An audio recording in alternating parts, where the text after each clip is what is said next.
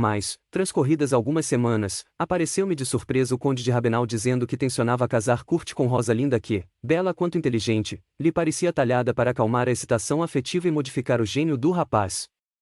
Verdade que Rosalinda era ainda muito nova, mas, para afastar quaisquer outros candidatos, convinha antecipar os esponsais. Kurt, ultimamente, dera para desaparecer e isso preocupava muitíssimo. No dia seguinte apresentou-se-me pálido e desfigurado, aconselhe-me, salve-me reverendo Sanctus, pois não sei como confessar a meu pai que estou casado. Casado? Exclamei aturdido. Sim. Eu vos disse que estava loucamente apaixonado e precisava casar-me. Mas, a história é complicada, porque minha desposada é a filha do barão Eulenhoff que, por motivos de intriga política, perdeu a fortuna e os brasões. A baronesa, excelente criatura, me ajudou quanto pôde e agora o que me cumpre é trabalhar para reconduzir a família à situação que de direito lhe compete. Cabisbaixo, ruminando a estranha confissão, não dera com a presença do conde de Rabenal, que entrará de mansinho e, ali, estava parado à porta, lívido e de olhos chamejantes. Eulenhoff casou-te com a filha. Atirou-se ao rapaz e sacudiu-o pela gola. Como te atreveste a desonar meu nome, filho indigno e traidor imbecil? Anda, responde. Aquela cena me aturdia. Como podia um pai extremoso maltratar assim um filho estremecido? Mas, onde teria eu ouvido o timbre metálico daquela voz? Onde está essa mulher, essa condessa de Rabenal? Insistiu o desvairado conde. E como se chama essa matura? Godeliva, respondeu o rapaz fora de si. Godeliva! Exclamei também, fora de mim. Conhece-a? Perguntou o conde. Sim, porém não como filha do barão. Intensa palidez cobria o semblante do rapaz e o conde, assim o vendo tímido, acovardado, comoveu-se, largou, enxugou o suor que lhe banhava o rosto e disse mais calmo: vais comigo direto ao castelo e lá ficarás em custódia até segunda ordem. Ó pai! Exclamou Kurt de mãos postas, consente possa ver ao menos minha mulher. O conde se aprumou, terrível na sua cólera, e resmungou entre os dentes: cala-te, se não queres te estrangule aqui mesmo, que esse nome jamais te venha aos lábios, não contes comigo para coisa alguma neste particular. E ai de ti se me desobedeceres. Kurt perdeu os sentidos. Nós o sentamos em uma cadeira. Criança louca, quanto abusaram da tua fraqueza, suspirou Rabenal, já enternecido. Até a vista Pater Sanctus, também precisamos conversar, mas, por agora, vou providenciar a remoção do rapaz. Nesse mesmo dia, solicitei à condessa 2 dias de licença e fui ao mosteiro, ansioso de estar com Edgar. Antes de tudo, ele quis saber como caminhavam os seus negócios com relação à madrasta e eu pude, em consciência, informar que as nossas piedosas conversas não eram de todo improdutivas. De Matilde se abrandava aos meus olhares, pelo que esperava para breve uma confissão plena. Por sua vez ele segredou que acabará de receber ordem para ficar à disposição do prior, a fim de o acompanhar numa diligência noturna. Disse mais que, certa feita, ao galgar secreta escada junto ao gabinete do mesmo prior, surpreendera estranha conversa e uma voz desconhecida a dizer: livra-te da minha cólera, miserável. Tirei-te do nada, dei-te imensos poderes e é assim que me pagas, cão? Que fizeste? No dia seguinte, voltei ao meu posto e, pouco depois de lá chegar, uma dama de companhia da condessa foi comunicar-me que a nobre senhora estava à minha espera no oratório. Lancei furtivos olhares ao espelho de metal, alisei a sedosa barba e, certo de agradar, fui ao encontro da minha filha espiritual, abri a porta do compartimento bem conhecido e detive-me na ombreira. Fora, o crepúsculo mal começava a cair e no entanto a luz do ambiente era tão escassamente coada pela estreita janela que a escuridão se tornava quase completa.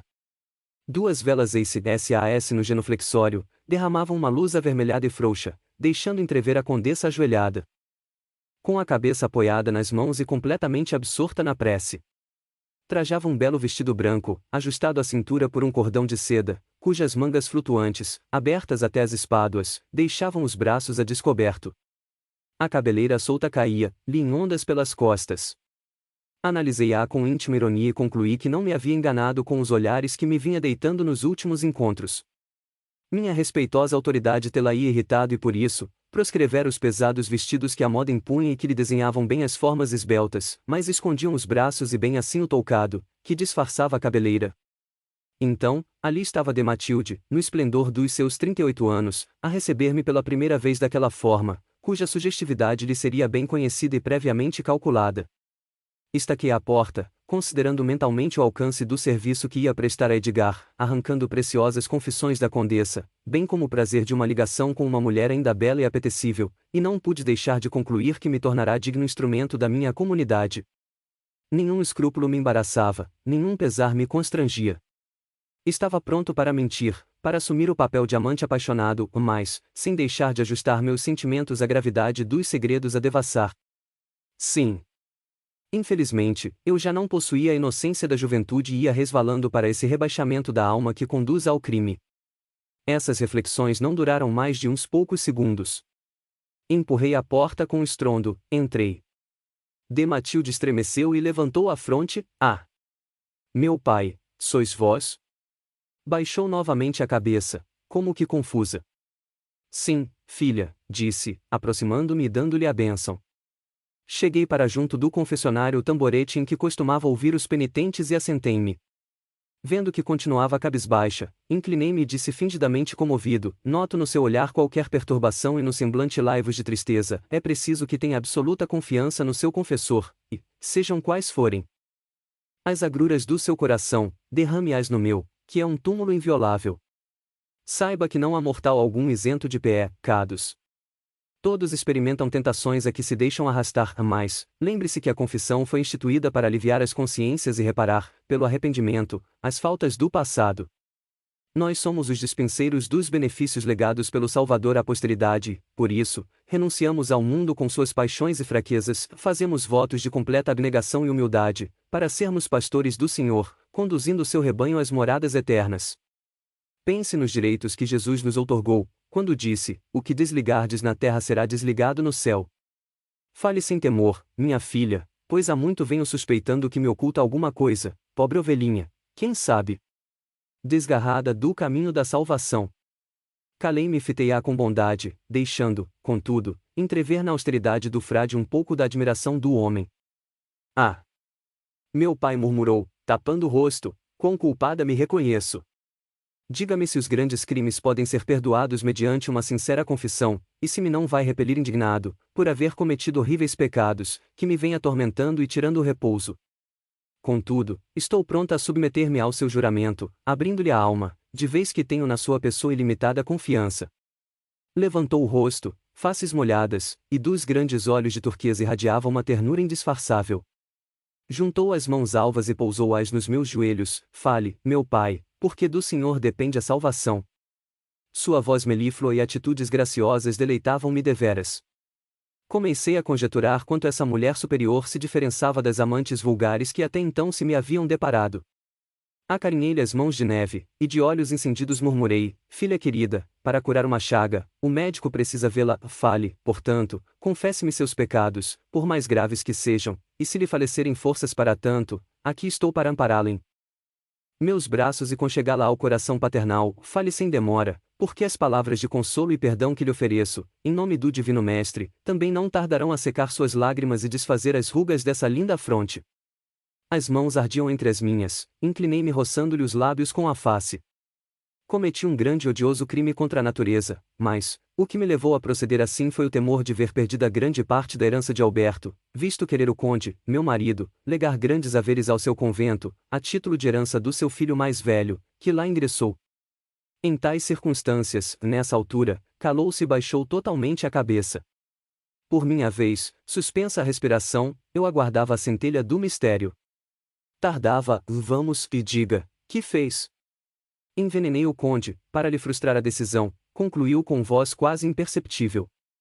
A boa ética mandava duvidasse, mas eu precisava representar o meu papel para conseguir o resto. Dei um salto, repelindo-a, e recuei até a porta. Ah! Desgraçada, como pode perpetrar tão monstruoso crime? E para esbulhar o convento, uma instituição pia, de bens que por direito lhe cabiam. Oh! Nunca poderia presumi-la tão culpada. A senhora impediu a igreja de receber um benefício. A igreja que, só ela, lhe pode dar a paz e a salvação. Se ainda tivesse errado por impulso pessoal, fosse por uma paixão amorosa, mesmo ilegítima, seria perdoável, mas fraudar a igreja. E comprimindo a fronte com as mãos, já não posso aqui ficar, sua confissão me aterroriza.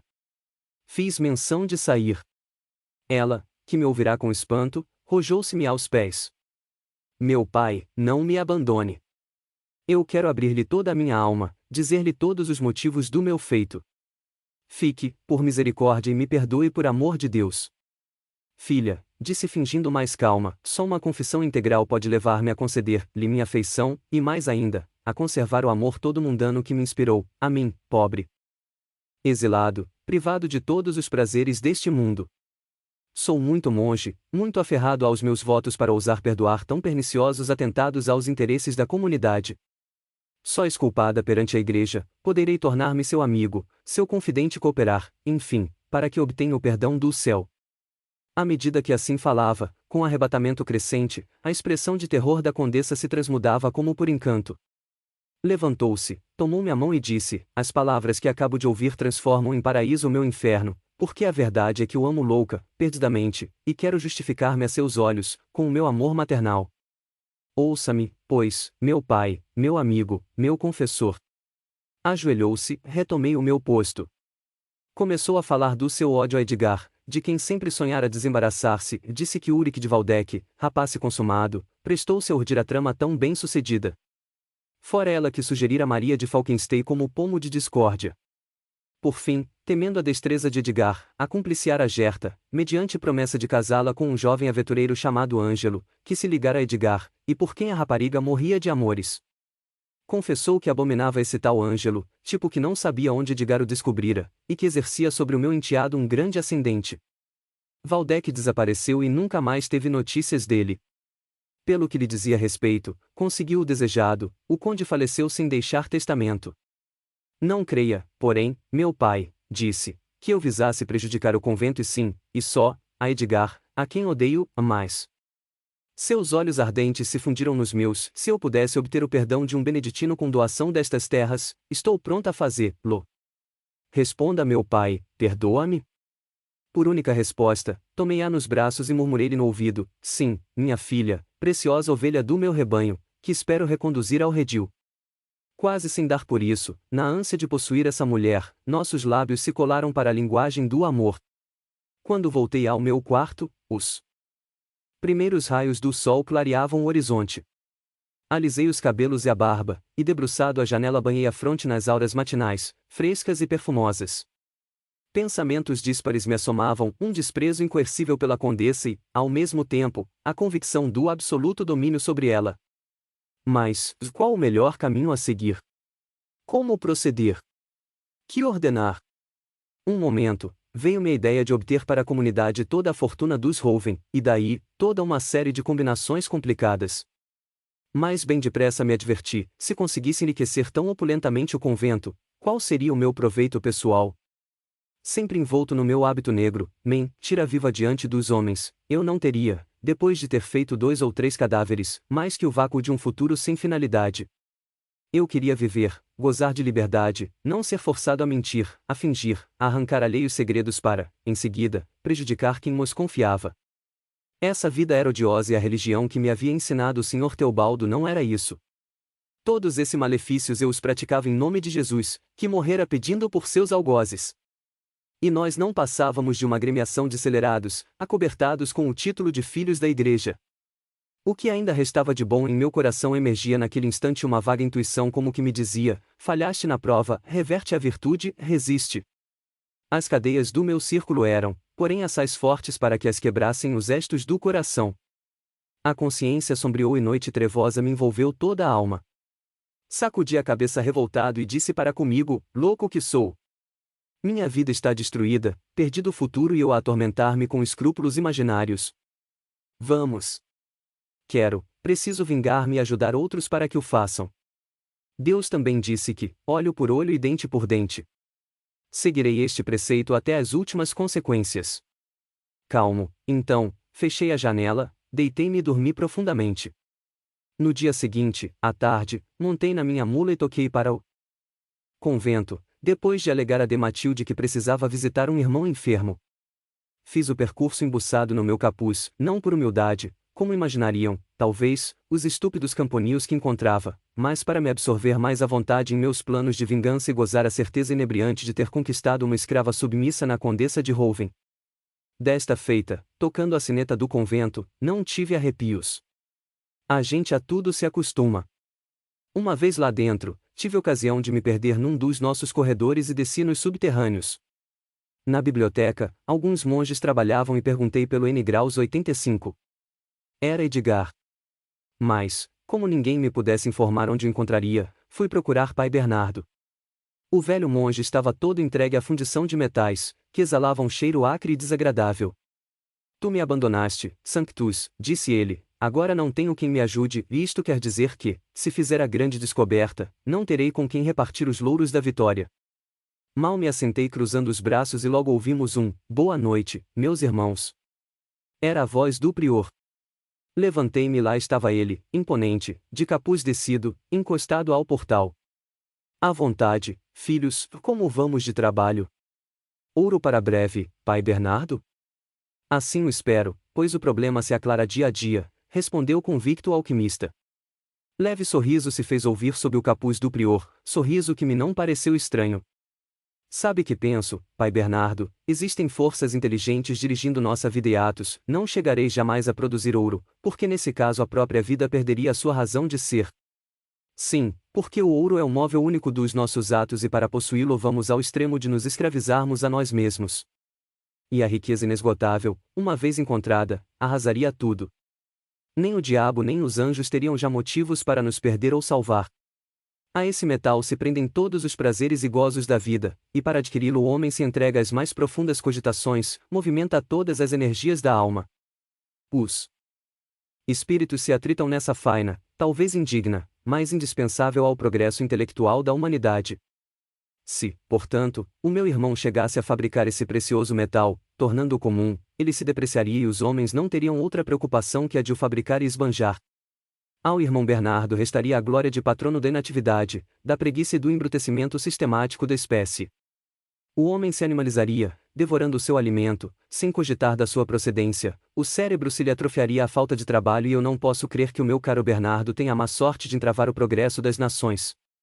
É a necessidade e não a abundância que engendra as descobertas, que dá celebridade e faz os heróis.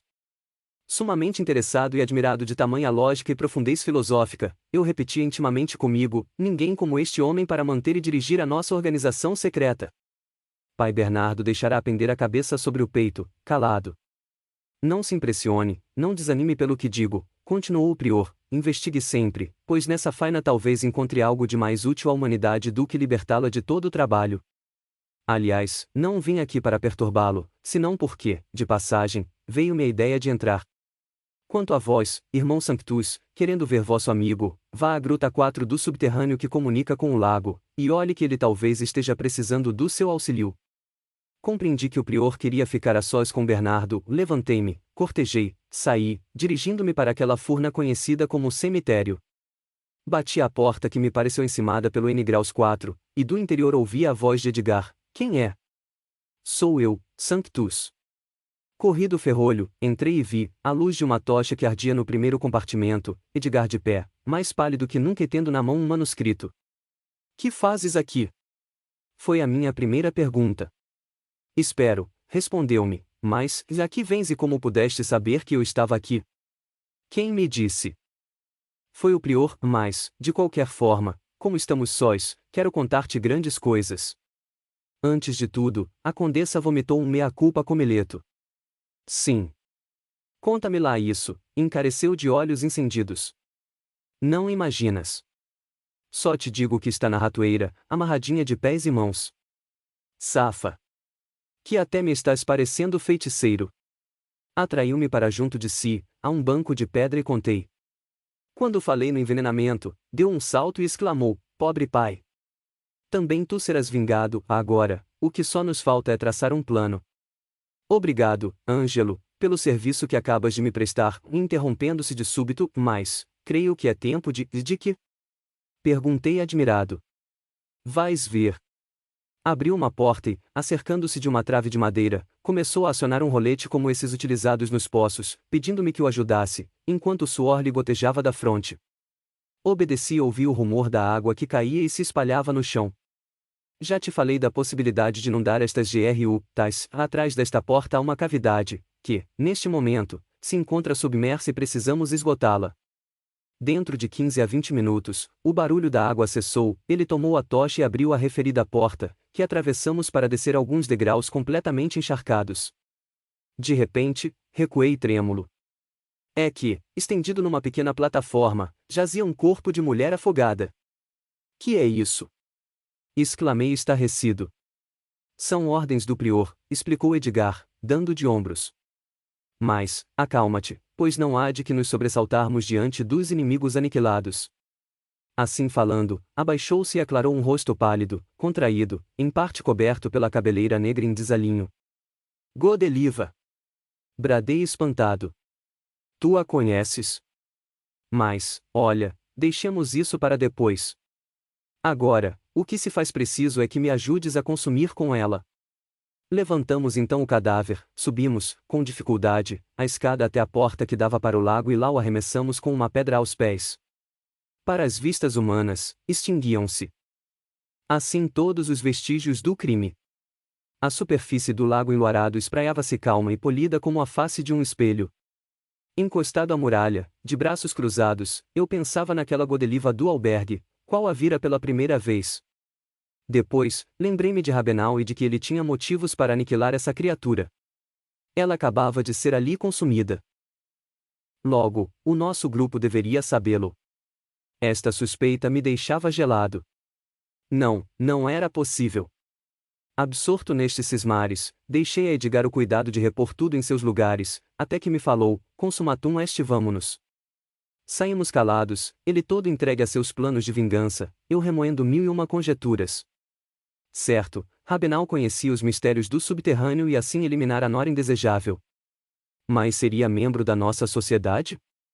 Como, se apenas os professores tinham esse direito? Por fim, interpelei Edgar, que plano concebeste com relação à tua madrasta? Como bem podes avaliar, não há tempo a perder, preciso agir quanto antes.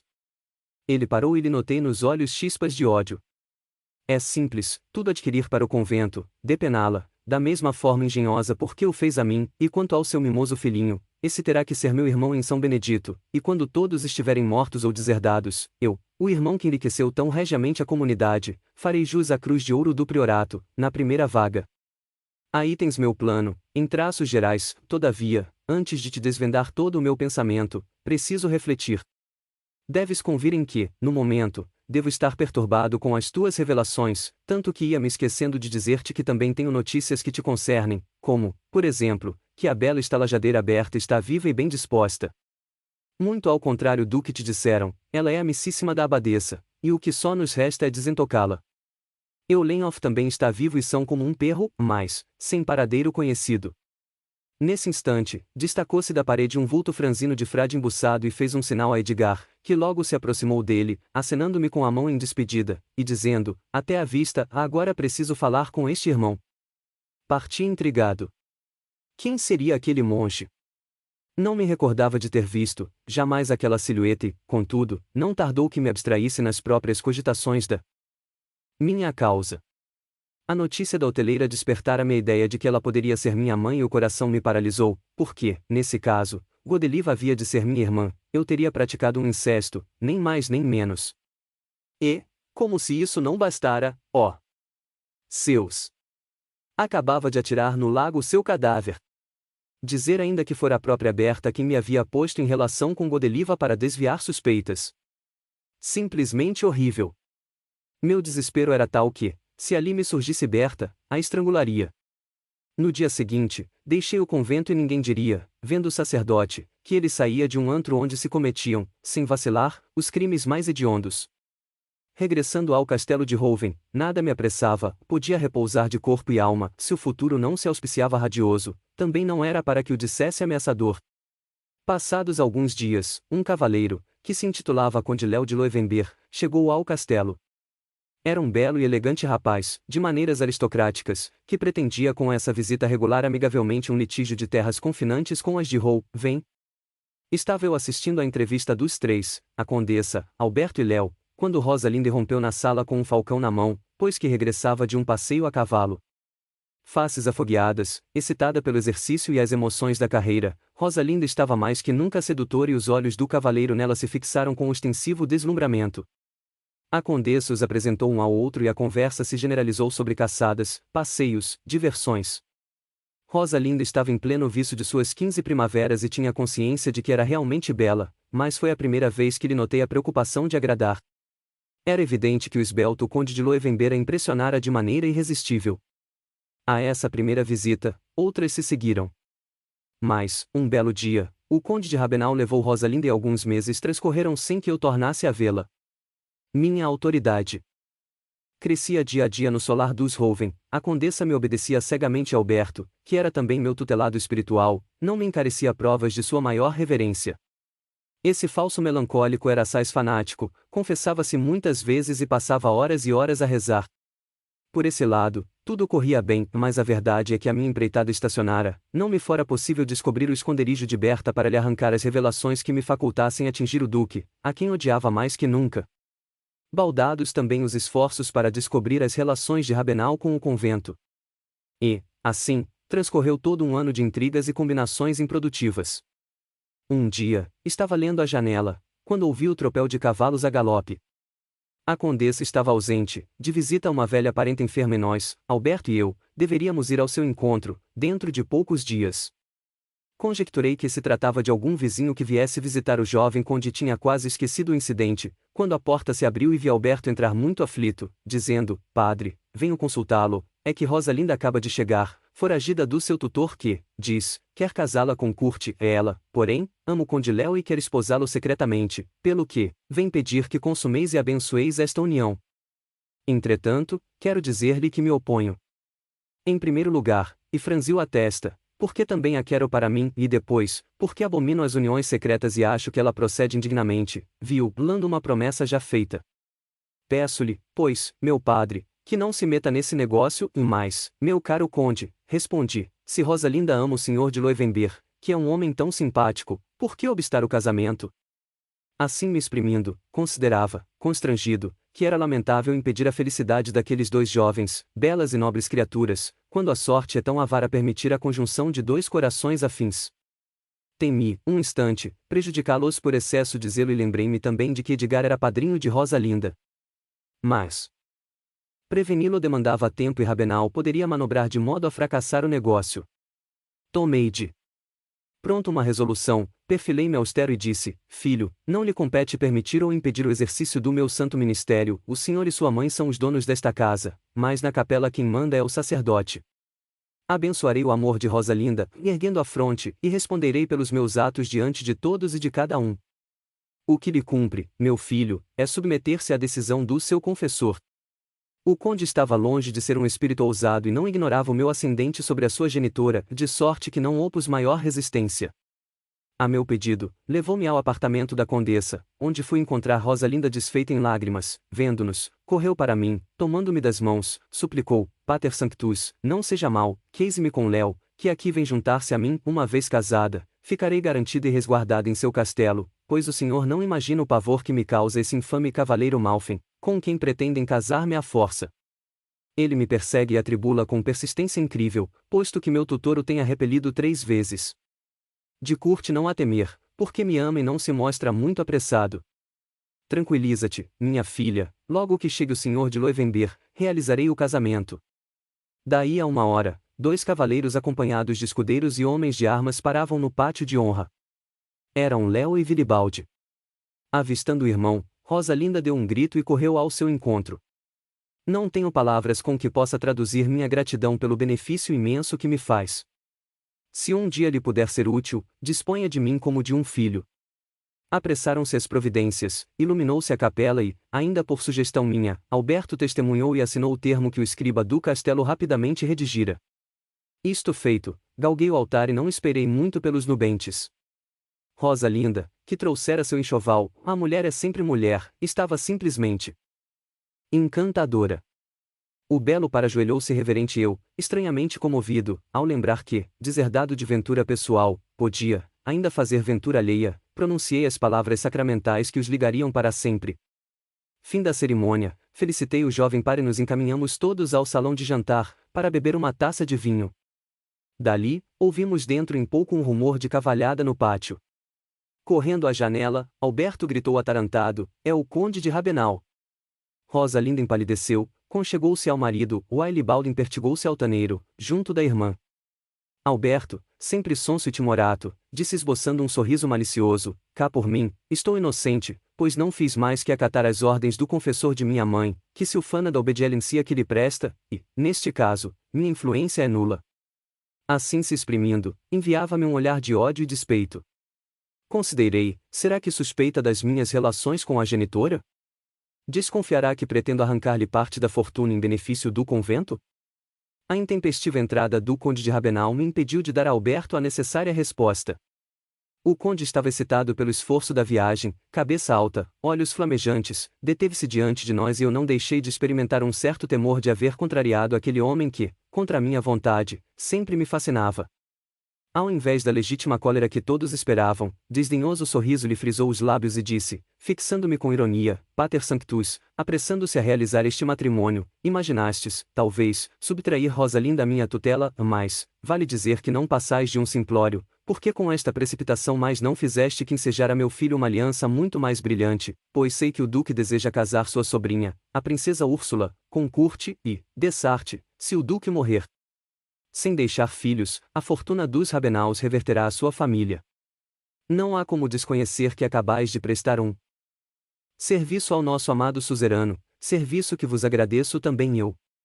Depois, acrescentou baixinho, amor com amor se paga, serviço por serviço. As palavras do juramento? Recuei, petrificado, ele era dos nossos, tudo sabia. Dirigindo-se a Rosalinda, prosseguiu: conhecia teu plano e deixei que fugisses porque jamais te obrigaria a casar contra a vontade, mas, dada a tua deslealdade, agindo sem consultar-me, sinto, bem a meu pesar, desinteressar-me de ti para te entregar à própria sorte. Agora casada, que teu marido te defenda e ampare, nada mais tenho que ver contigo. Rosalinda correu para ele estendendo as mãos súplices: perdoa, eu não podia adivinhar teus pensamentos. Vai-te, nada mais tenho a dizer-te. Afastou-a com brandura, trançando a capa.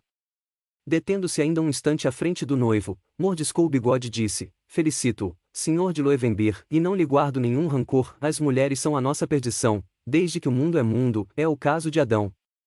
Fez menção de partir bruscamente, quando Alberto se interpôs, dizendo: senhor conde, não me inculpe de coisa alguma em tudo isso, pois eu cheguei a me opor, mas não podia desobedecer ao confessor de minha mãe.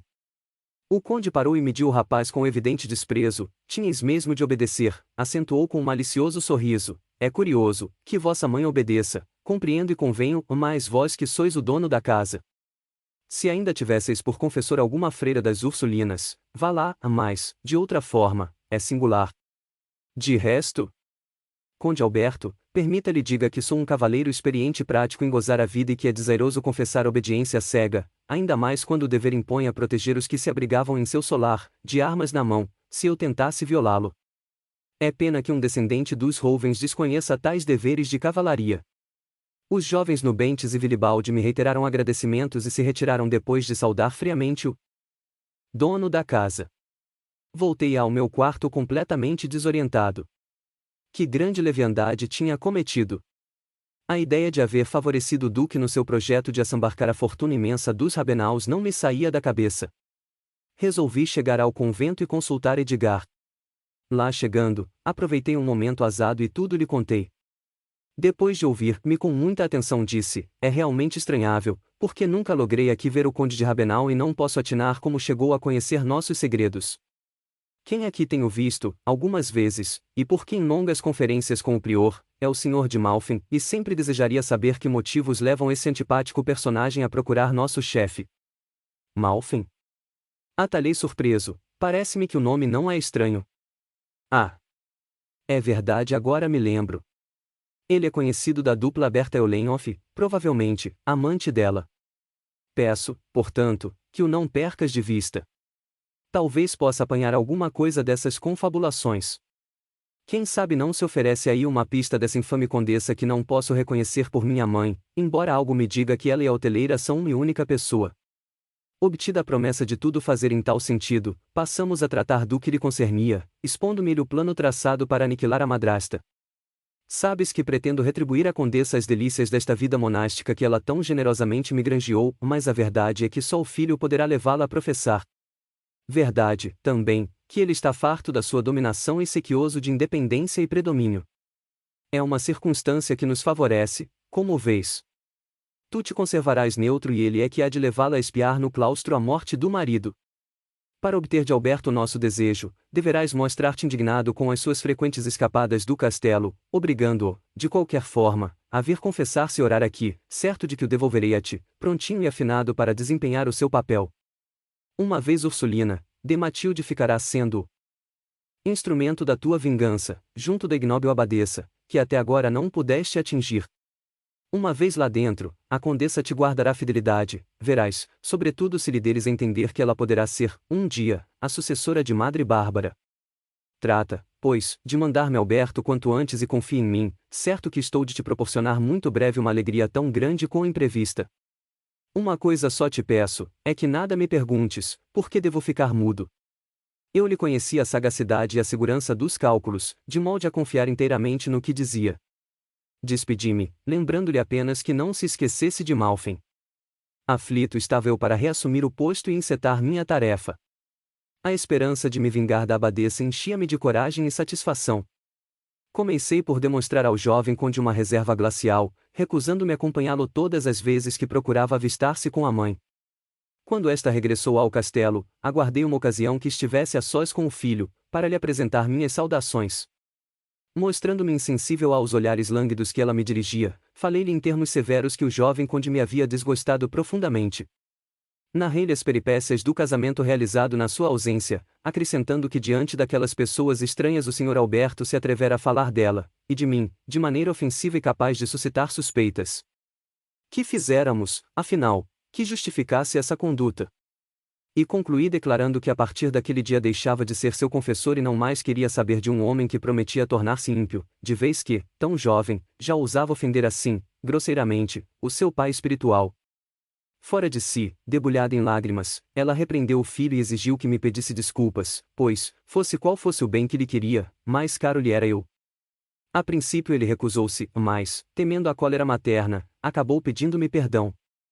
Por minha vez, comecei recusando qualquer entendimento e, só depois de muitas rogativas, cedendo às súplicas e lágrimas da condessa, aceitei as desculpas, para impor-lhe uma penitência de 2 semanas no convento, obrigado a preces, jejuns e 3 confissões. Tinha certeza de ser obedecido, porque a condessa fazia questão de me acalmar. Efetivamente, no dia seguinte o rapaz lá se foi ao convento e do que lá fez ou lhe fizeram, não sei, senão que voltou estranhamente mudado. O olhar esquivo, duvidoso, que lançara a genitora, indicou-me que Edgar atingira o alvo. Quanto a mim, abstive-me de ir ao convento naquelas 2 semanas, para evitar suspeitas. Após os primeiros cumprimentos, o jovem conde se declarou muito fatigado e pediu à condessa lhe concedesse uma entrevista à noite, com a minha presença, pois precisava falar-lhe de assuntos da mais alta importância. Na hora aprazada, compareci ao oratório e pouco depois entrava Alberto, muito pálido, deixando transparecer no rosto grande abatimento moral. Assentou-se, carrancudo, e depois de breve recolhimento, disse: permita, minha mãe, vos relate graves coisas que me preocupam e me tiram todo o repouso. Durante o retiro e penitência no convento, achei que devia visitar o túmulo de meu pai e lá rezar por sua alma. À hora do Ângelus, encaminhei-me sozinho para o mausoléu, onde repousam os restos de nossos avós, e de joelhos, absorvi-me na prece. A noite caía e o local apenas se desenhava a luz escassa de uma lâmpada quando, súbito, uma voz se fez ouvir distintamente debaixo da lousa, dizendo: Alberto, meu filho. E o que meu pai, pois era bem a sua voz, me disse: e de saber quando eu terminar este depoimento que, bem o vejo, vos alarma, quanto a mim mesmo. Sim, eu vejo que empalideceis e tremeis. Pois bem, como podeis imaginar, fiquei aturdido e o que essa voz de além-túmulo me disse, assombrou-me e deitei-me a correr espavorido. A condessa, pálida de morte, passava as mãos pela fronte inundada de suor, enquanto eu procurava aparentar indiferença, muito embora interessado. No dia seguinte, prosseguiu, contei a meu confessor, um monge sábio e respeitável, o fato insólito, sem contudo pormenorizá-lo, e o santo homem, depois de madura reflexão falou: meu filho, Repita essa visita 2 vezes e se os mesmos fenômenos se reproduzirem, devemos aceitá-los como um aviso providencial. Neste caso, convirá consultar um piedoso eremita, a quem concede Deus, por sua vida exemplar, os dons da clarividência. Convicto do grande alcance desse conselho, não vacilei em voltar 2 vezes ao túmulo, lá ouvindo a mesma voz e as mesmas palavras de meu venerando pai. À vista disso, o confessor me encaminhou ao referido eremita, ancião respeitável, de longas barbas brancas e de olhos negros e penetrantes. Inferi logo que fosse pai Bernardo. Eu pedi a Deus que me dissuadisse da veracidade das palavras ouvidas, continuou o jovem conde, mas, ai de mim, que não logrei ser atendido. O bom eremita me perguntou o que queria, mas, logo que comecei a falar, interrompeu-me e disse: quem falou foi mesmo vosso falecido pai, e, nesse caso, ele vai dizer-vos o que deseja, de viva voz, pois que a mim nada interessa saber. Com isto, deitou carvão num grande fogareiro e começou a orar. Chamas esquisitas, multicores, seguidas de espessa fumarada, saíam do fogareiro e, de repente, juro que me não iludi, surgiu à minha frente o espectro de meu pai, com um pergaminho na mão. Diante da macabra aparição, perdi os sentidos. Quando voltei a mim, o eremita me entregou o pergaminho, dizendo: eis aqui o pergaminho trazido por vosso pai. Aproximai-o do fogareiro e vereis o que ele vos quer comunicar. Levantei-me aturdido e examinei o pergaminho de todos os lados, concluí que nada havia nele escrito. Sem o perder de vista, aproximei-o, então, do fogareiro, e comecei a distinguir letras e frases inteiras a brotarem como por encanto do fundo branco do pergaminho, para formarem os mesmos conceitos ouvidos no cemitério. A condessa, mais morta que viva, mal se aguentava na poltrona. Alberto agarrou-a pelos braços, sacudindo-a com violência e gritando: poderás negar que envenenaste meu pai? Até que chegou a hora de ver em teu rosto o sinal do teu crime. De Matilde caiu de joelhos. É a justiça de Deus. Os mortos ressurgem para me acusar. Sim, culpada, mas não me julgues, tu, meu filho, tu por quem me tornei criminosa, vítima do meu coração maternal. Estendia para o filho as mãos súplices, mas ele as repelia horrorizado. Por minha causa? Queres fazer-me cúmplice? Pois saiba que eu não desejaria nenhum tesouro do mundo mediante um tal crime. Ela deu um grito abafado e tombou desacordada. Alberto voltou-se para mim em tom de censura: tinhas conhecimento de tudo isso, meu pai, e nada dissestes. Eu bem vi pelos olhares que ela vos dirigiu, que tudo vos havia confessado.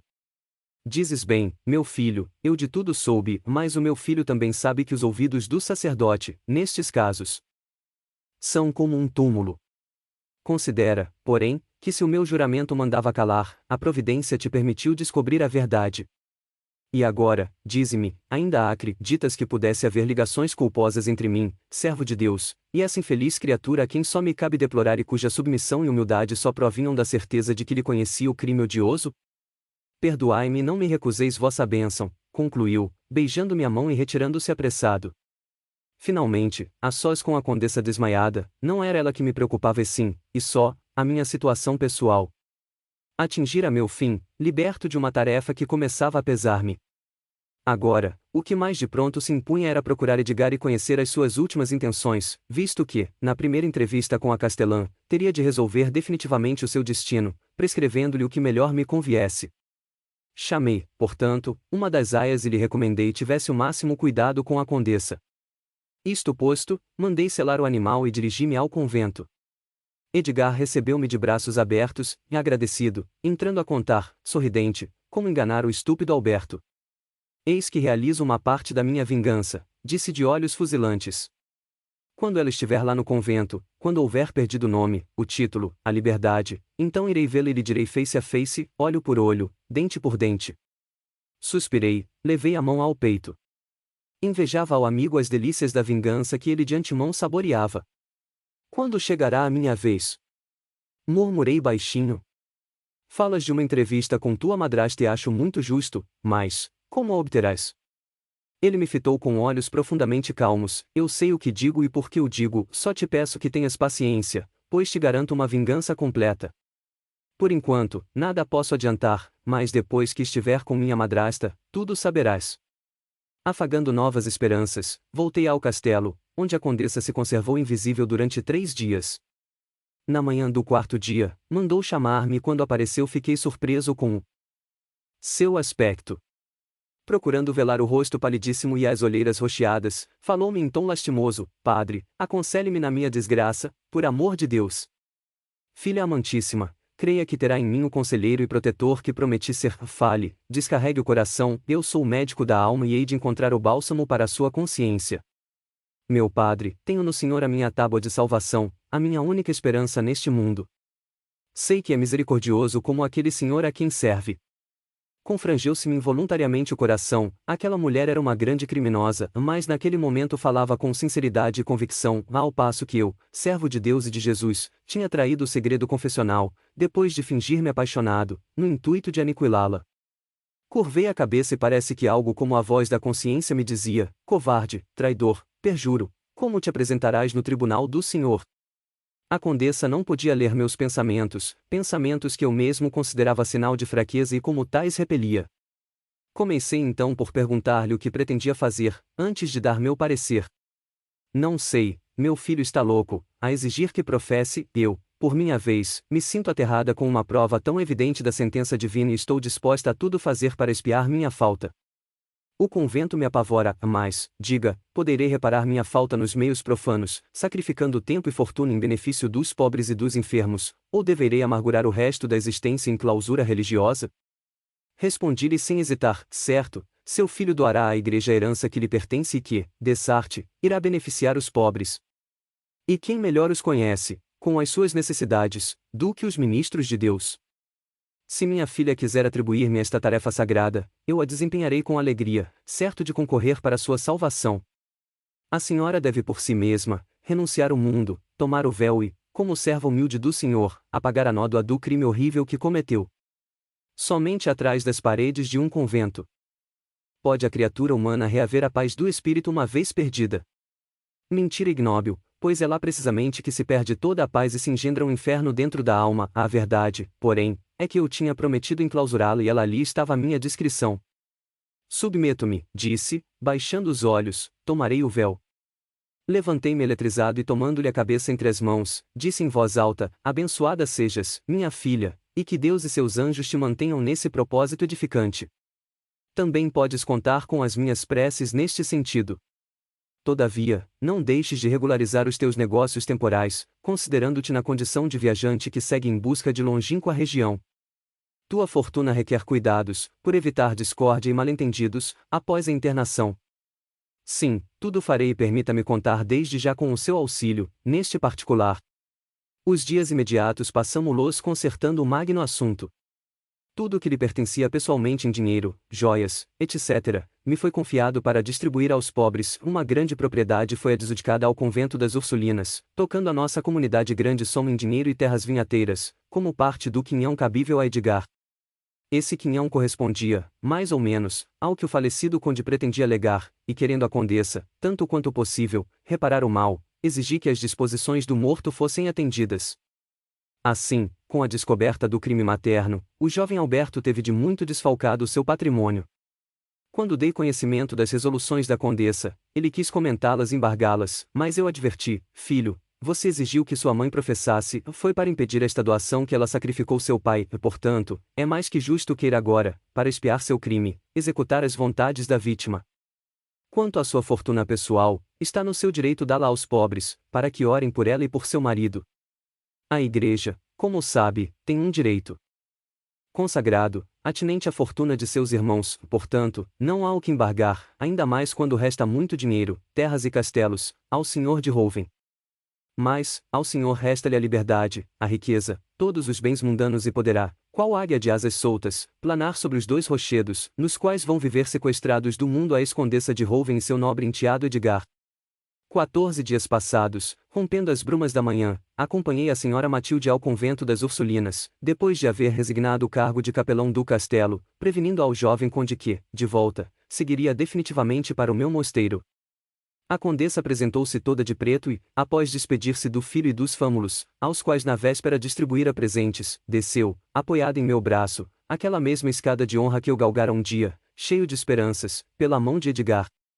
Comitiva composta de alguns pajens apenas, a cerração forte logo encobriu a silhueta do castelo num véu de cinza. Pensativa, cabisbaixa, a companheira de viagem não disse uma palavra. Após 3 horas de caminho avistamos o convento das Ursulinas. Para demonstrar humildade, a condessa apeou e prosseguimos a pé. Tocando a sineta do portão, veio-me à mente a primeira visita lá feita. Franqueada a entrada, tive de amparar de Matilde, que parecia prestes a desmaiar. A abadesa recebeu-a de braços abertos, estreitou-a de encontro ao peito, chamando-a de irmã. Não mudará, a abadesa, era a mesma figura beatífica, de olhar sereno. Notei que me fixou com insistência, mas não me reconheceu e saudou-me com muita afabilidade. Disse-lhe que era o confessor da condessa e queria continuar assistindo-a, ainda, porque, como executor de suas disposições testamentárias, teria de lhe prestar contas. Ao mencionar o legado opulento, destinado à sua comunidade, a zelosa pastora da igreja me apertou efusivamente a mão, dizendo em tom melífluo: "Muito bem, padre, venha, sempre que quiser, consolar nossa irmãzinha e creia que será sempre bem-vindo." Despedi-me, nada mais tendo a fazer no castelo de Rouven, dirigi-me para a abadia, a fim de entender-me com Edgar. Ele me ouviu radiante, mas, passada a primeira emoção, contou que havia surpreendido uma entrevista do prior com Malfen, porém em termos tais que o deixaram indeciso e confuso, sem saber o que pensar. O grande caso é que o abade tinha usado uma linguagem de cabotino e não de um homem da sua classe. E falaram também de um chefe, sem o nomear, já se vê. Afora isso, adquira a certeza de que Berta era a mesma Condessa Rosa, e que o tal de Laufen tramava uma vingança contra Léo de Loevenberg, pois que o citara com ameaças. Como via, era já alguma coisa e com paciência também me chegaria a vez de cobrar as contas de Madre Bárbara e de minha mãe. Dias mais tarde, fui às Ursulinas e lá estive com a condessa, já enfronhada no seu hábito de noviça. Resignada, declarou-me que o seu amor por mim era o seu único consolo neste mundo. Intramuros, para distrair e matar o tempo, voltei a trabalhar com pai Bernardo, o sábio infatigável, sempre na pista de alguma descoberta e de tal modo absorvido nas coisas transcendentes, que tudo esquecia, inclusive seus próprios planos de vingança. 2 segredos, sobretudo, queria ele arrancar aos arcanos da natureza, a fabricação de ouro e a manifestação das almas desencarnadas. Com esse objetivo, estudava noite e dia e assim passávamos o tempo debruçados sobre velhos manuscritos, contendo estranhas experiências e relatos de necromantes egípcios e caldeus. Bernardo fazia de asceta, alimentando-se do estritamente indispensável, a ponto de parecer isento de toda e qualquer necessidade fisiológica. Sua vida era tão espiritualizada que chegava a esquecer que tinha corpo. O prior visitava-o, uma vez ou outra, no laboratório. Bernardo pouco falava e lia muito, anotando quanto lia, num pergaminho, mas, se houvesse de fazer qualquer explanação ou comentário, era magnífico de verdade e erudição.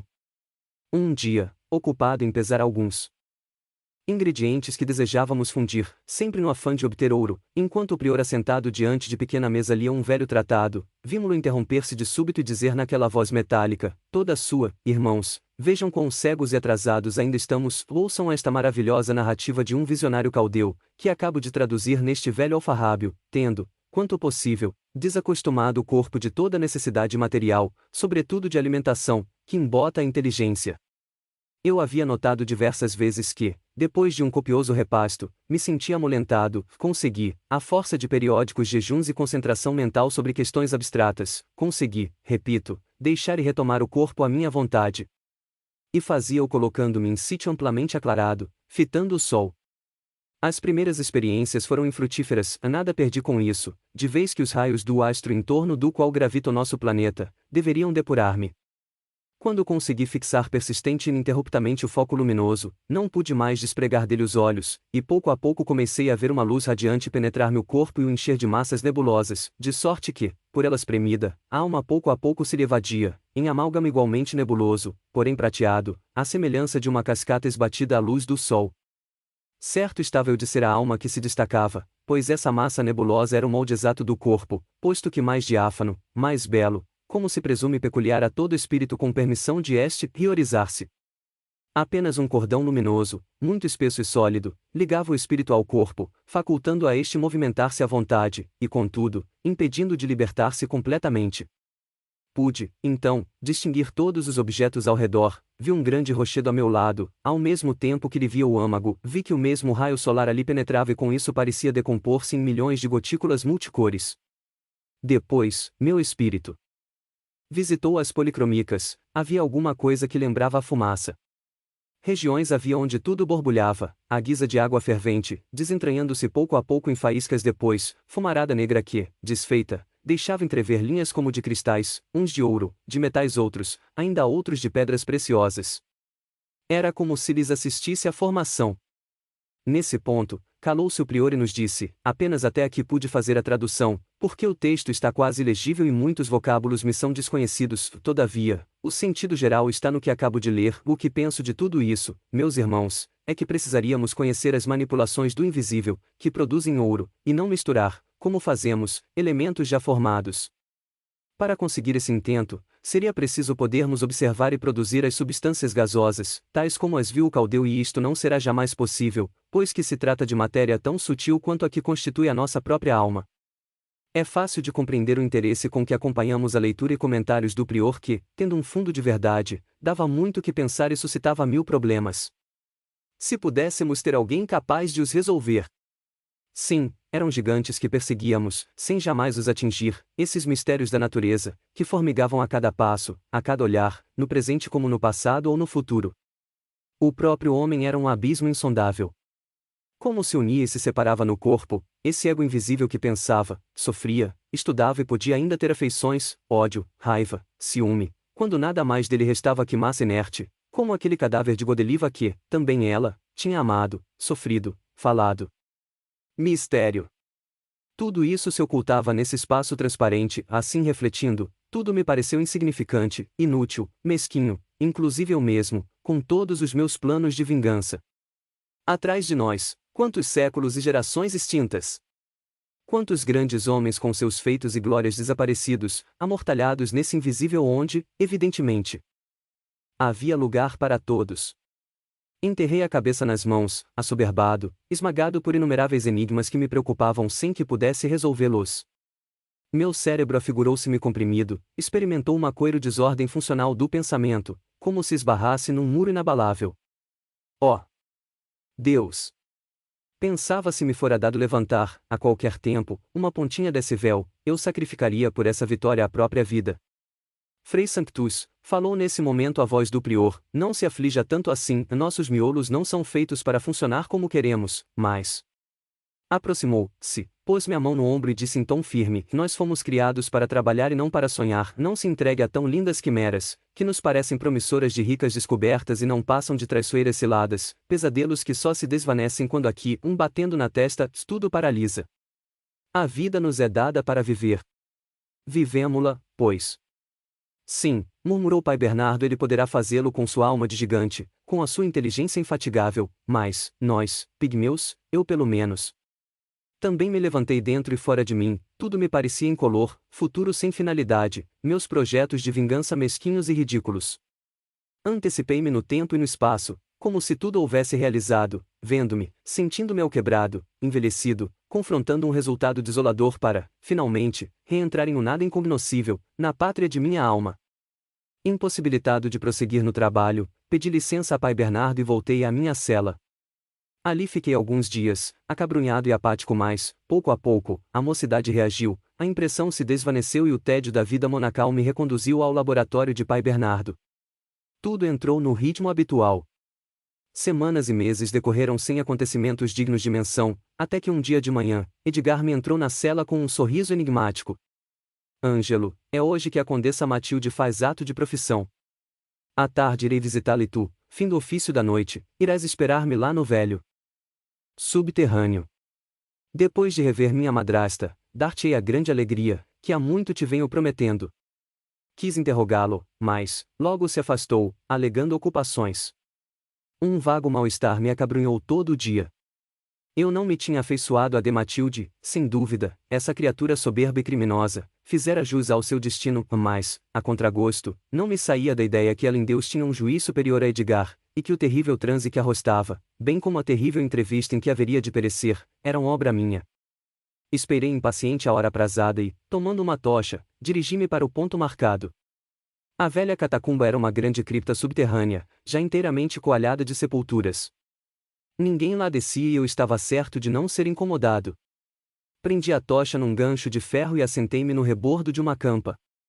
De todos os lados, tão longe quanto o olhar podia alcançar, elevavam-se monumentos funerários e as próprias paredes estavam revestidas de placas de mármore ou de bronze. A luz oscilante da tocha fazia surgir da escuridão, ora a silhueta de um cavaleiro ajoelhado, ora a cabeça de uma mulher de mãos postas, ou algum escudo, último sinal da estulta vaidade humana. E eu considerava melancolicamente todas aquelas criaturas, cujas efígies ali apareciam litografadas, estavam mortas de há séculos, tinham se engolfado no ignoto nada e também lhe haveriam sondado o mistério. Esse problema da morte, que tanto me interessava, de novo me empolgou. Não sei quanto tempo ali sonhei, senão que estremeci quando o sino badalava à meia-noite. Edgar tardava.